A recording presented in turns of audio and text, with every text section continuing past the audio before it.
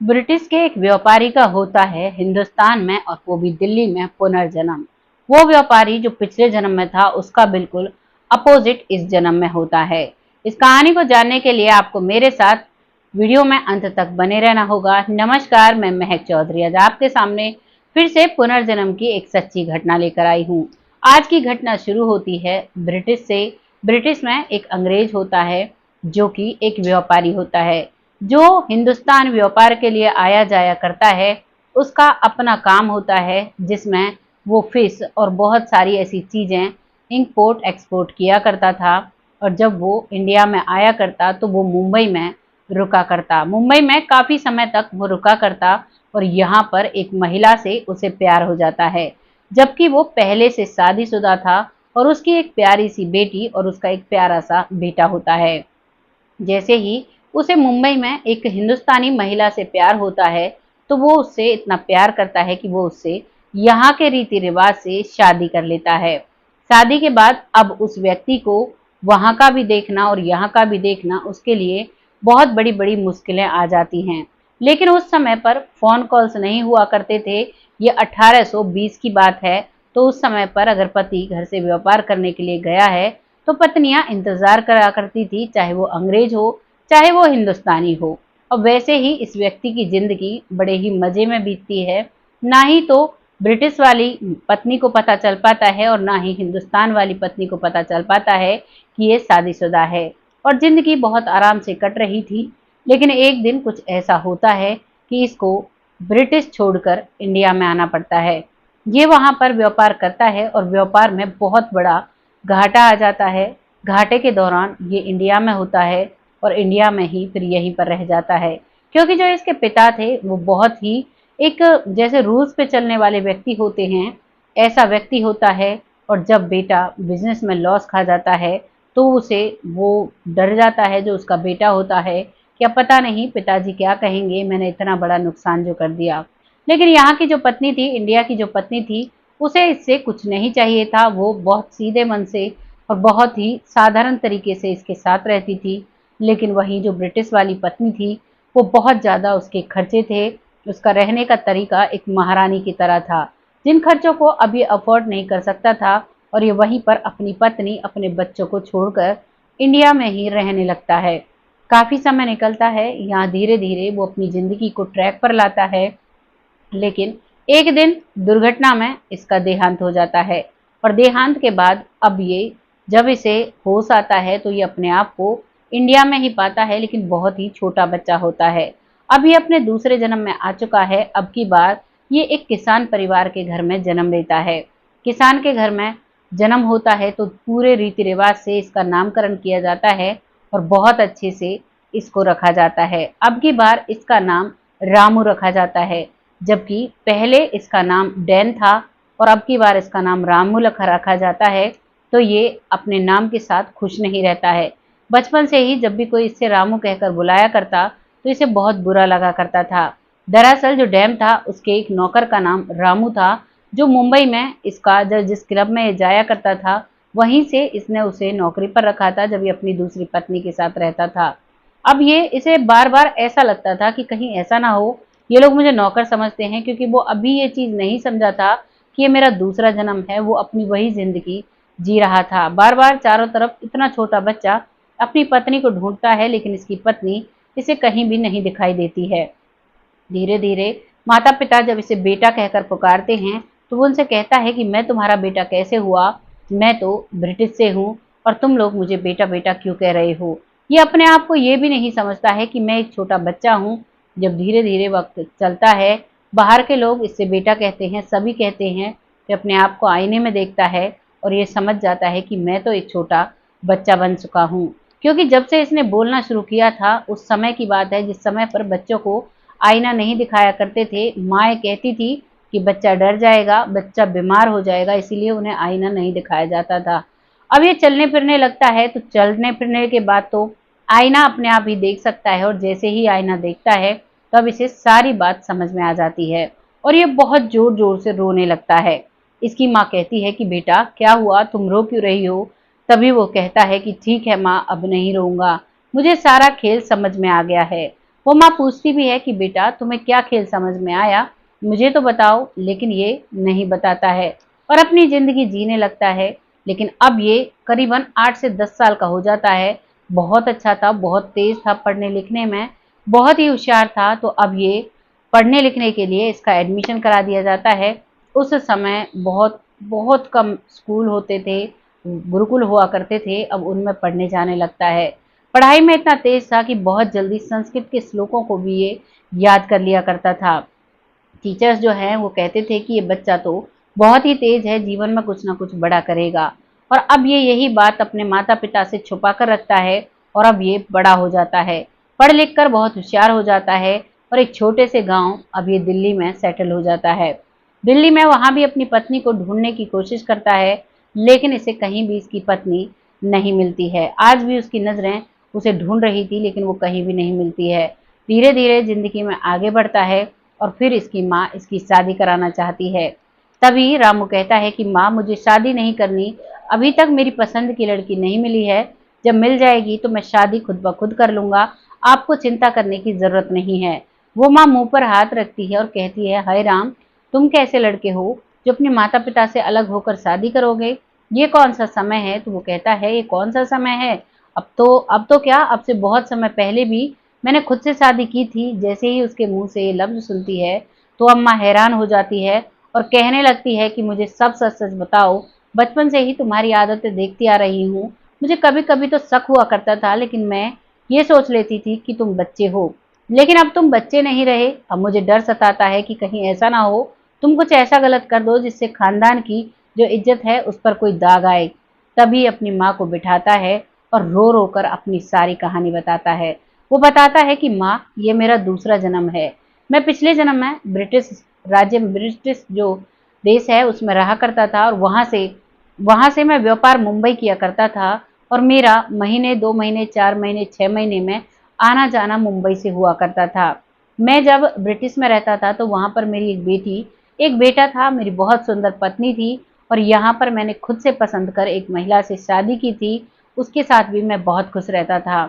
बदकिस्मती से उसे कोई भी बच्चा नहीं होता है और वो बच्चे के लिए बहुत परेशान रहती है। मुझे तो संतुष्टि थी कि मेरे तो बच्चे हैं, लेकिन उसे बच्चा चाहिए था, ना ही उसे ये पता था कि मेरी शादी हो चुकी है। मैं बस उसी को तलाशता हूँ, वो मुझे आज जरूर कहीं ना कहीं मिलेगी। उसकी माँ कहती है कि बेटा, पिछले जन्म में जो बिछड़ जाता है वो हमें नहीं मिलता है, ये सब ख्याली पुलाव की बातें होती हैं। तभी वो कहता है, अगर ऐसी बात होती तो मेरा दूसरा जन्म मुझे क्यों याद होता, वो कहीं ना कहीं से जरूर आएगी और मुझे जरूर उसे देखते ही पता लग जाएगा कि वही मेरी पत्नी है। क्योंकि जो उसकी ब्रिटिश वाली पत्नी थी उससे वो ज्यादा प्यार नहीं किया करता था। उसका पिता एक राजघराने में उसकी शादी कराता है और वो एक राजकुमारी की तरह ही रहती थी, बहुत रौब झाड़ कर रहती थी। लेकिन जो हिंदुस्तान वाली पत्नी थी वो बहुत ही प्यार से रहती थी, बहुत प्यार दिखाया करती थी। अब वो हिंदुस्तान में ही था, जन्म भी हिंदुस्तान में हुआ, क्योंकि जब वो इस दुनिया से गया तो वो हिंदुस्तान में ही था और उस समय वो मन में यही कामना कर रहा था कि मुझे मेरी पत्नी का साथ नहीं छूटना चाहिए, मुझे यहीं पर रहना है। उसे अपने ही देश से ऐसा लगता था कि मुझे वहां पर नहीं जाना, मुझे यहाँ पर बहुत प्यार मिलता है। क्योंकि विदेशों में बच्चों को बहुत जल्दी अडल्ट बड़ा कर देते हैं और उनके खुद के फैसले वो खुद लेते हैं, उनके किसी भी काम में वो दखल अंदाजी नहीं करते हैं। लेकिन यहाँ पर माता पिता बचपन से लेकर, पैदा होने से लेकर बुढ़ापे तक बच्चों का साथ देते हैं। जब तक माता पिता इस धरती से नहीं जाते तब तक वो अपनी जिम्मेदारियों से पीछे नहीं हटते हैं। जब बच्चा होता है तो उसका लालन पालन करते हैं, उसे पढ़ाते लिखाते हैं, उसकी शादी करते हैं और शादी के बाद उसके बच्चों का बोझ उठाते हैं, उसके बच्चों को अच्छी परवरिश देते हैं। लेकिन जो आज की जनरेशन है उन्हें तो बुजुर्ग ही बोझ लगने लगते हैं। वो लोग तो चाहते हैं कि हम अकेले रहें, लेकिन क्या कभी किसी ने शांति से ये बात सोची है, जब बुजुर्ग घर में होता है तो आपको कितनी आजादी होती है, आप कहीं भी जा सकते हो, बच्चे को आपके सास ससुर आराम से संभाल लेते हैं और आपसे ही दुगना प्यार उसे देते हैं, जिस वजह से वो अपनी जिंदगी में हर एहसास को पा पाता है। आज के जो बच्चे हैं उनके पास दादा दादी का प्यार नहीं होता, तो वो लोग प्यार जैसी चीज से बहुत दूर हैं। लेकिन जो बच्चे दादा दादी के साथ रहे होंगे उनको उनकी छोटी छोटी बातें बहुत याद आती हैं। दादा दादी एक ऐसी धरोहर होती है जो बच्चों को फ्री में इतने अच्छे संस्कार देती है, बिना किसी स्कूल जाए। बच्चे ऐसी ऐसी चीजें सीखते हैं जिनके बारे में हम कभी कभी सपने में भी नहीं सोच सकते। अगर हमारे बुजुर्ग होते हैं और अच्छे संस्कार देने वाले होते हैं तो वाकई में हमारे बच्चे की जो शिक्षा होती है वो बहुत ही ऊंचे स्तर की होती है, जैसा कि विदेशों में नहीं होता है। विदेशों में सब अलग अलग रहते हैं और आज हमारे देश में भी विदेशी कल्चर को बहुत जोरों शोरों से अपनाया जा रहा है। लेकिन मेरा मानना है ये कल्चर बहुत ही गलत है। हमारा जो भारत देश है वो रिश्तों के लिए जाना जाता है, हमारी संस्कृति के लिए जाना जाता है, लेकिन यहाँ तो संस्कृति को ही भूल बैठे हैं। लोगों को बस अपना सिर्फ अपना देखना होता है, अपनी पढ़ाई की, शादी की, बच्चे की और बच्चों का आगे की शिक्षा देखनी। माता पिता को तो बुजुर्ग वृद्धाश्रम में भेज देते हैं और उनकी केयर तक नहीं करते। क्या ये सही बात है? मैं आप लोगों से पूछना चाहती हूँ, क्या ये बातें सही होती हैं? अपने माता पिता का आदर सम्मान अगर हम करेंगे तभी तो हमारे बच्चे करेंगे। आज तो बुजुर्गों के लिए, जब मैं छोटी थी तब मैंने वृद्धाश्रम का नाम नहीं सुना था और आज मेरी उम्र 35 साल है।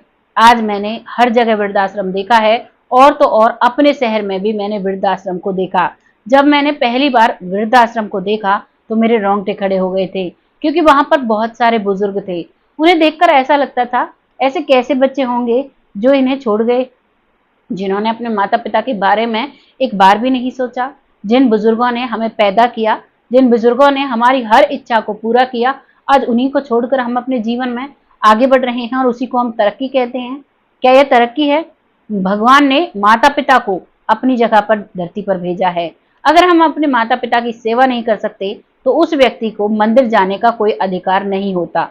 ये मेरा मानना है। आपका जो भी मानना है कमेंट बॉक्स में जरूर लिखिएगा। अब कहानी पर आते हैं। कहानी जो वो कहता है कि वहां पर मुझे प्यार नहीं मिला और हिंदुस्तान में मुझे बहुत प्यार मिला था, क्योंकि ये सन 1820 की बात थी जब उसने हिंदुस्तान में अपना जीवन जिया था और अब ये दूसरा जन्म ले चुका था। इसकी माँ इसकी सारी बातों को समझती है और कहती है कि ठीक है बेटा, जब लड़की तुम्हें मिल जाए तो हमें जरूर बताना, हम उसका गोत्र देखेंगे, हम उसकी जाति देखेंगे, हम उसका, अब तो बहुत सारी चीजें हो जाती हैं, अब लोग जाति पाति को नहीं मानते, लेकिन पहले बहुत जाना करते थे। पहले परिवार को देखा करते थे, अगर परिवार संस्कारी है, अपने बुजुर्गों को रख रहा है तो उसी परिवार से रिश्ता जोड़ते थे। लेकिन आज तो अकेला बेटा देखते हैं, ना ही कोई ननद हो, ना ही कोई सासू हो तो भी चलेगा, बस लड़का चाहिए, अच्छा कमाने खाने वाला चाहिए। यही सोच हो गई है ज्यादातर लोगों की। लेकिन आपकी जो भी सोच है वो लिखिएगा। और यहाँ पर उसकी माँ मान जाती है और करीबन उसके 2 साल बाद उसे एक लड़की दिखाई देती है, जिसे देखकर उसे महसूस होता है कि हो ना हो इसका और मेरा जन्मों का बंधन है। जिस कंपनी में वो काम करता है उसी कंपनी में वो भी काम करती है और अब अपने माता पिता को वो बताता है। और अब रामू की शादी, क्योंकि उसकी माँ उस लड़की से मिलती है, उसके परिवार से मिलती है, उसका पिता उसके पूरी परंपरा के हिसाब से जानता है कि ये कैसा परिवार है, यानी कि उसका बैकग्राउंड देखता है और फिर धूमधाम से उन दोनों की शादी कराई जाती है और वो बहुत खुशी खुशी जिंदगी बिताते हैं। ये कहानी बहुत पुरानी है, आज आप सबके सामने लाई। आपको इस कहानी को सुनकर कैसा लगा, अपनी राय कमेंट बॉक्स में जरूर लिखिएगा। लोगों के साथ शेयर करिएगा, क्योंकि आपका शेयर हमारे लिए बहुत महत्वपूर्ण होता है। साथ ही साथ आपकी राय बहुत महत्वपूर्ण होती है। कहानी के बीच में थोड़ा सा मैंने अपनी पर्सनल जो मेरी सोच है वो मैंने आप लोगों के साथ शेयर की, उसके बारे में भी लिखकर जरूर बताइएगा। आपको क्या लगता है, क्या ऐसा होना चाहिए या मेरी सोच कहीं ना कहीं गलत है? जो भी आपकी राय है कमेंट बॉक्स में लिखिएगा, लोगों के साथ शेयर करिएगा, बेधड़क होकर लिखिए। कोई भी ऐसी बात नहीं है कि आप कोई चीज लिखेंगे और हमें बुरा लगेगा। अगर आपको हमारी कहीं भी कोई चीज गलत लगती है तो आप लिख सकते हैं, हम उस पर आगे जरूर सुधार करेंगे। बहुत जल्द ऐसी ही किसी कहानी के साथ आती हूँ। तब तक आप सब खुश रहें, भगवान से यही दुआ करती हूँ।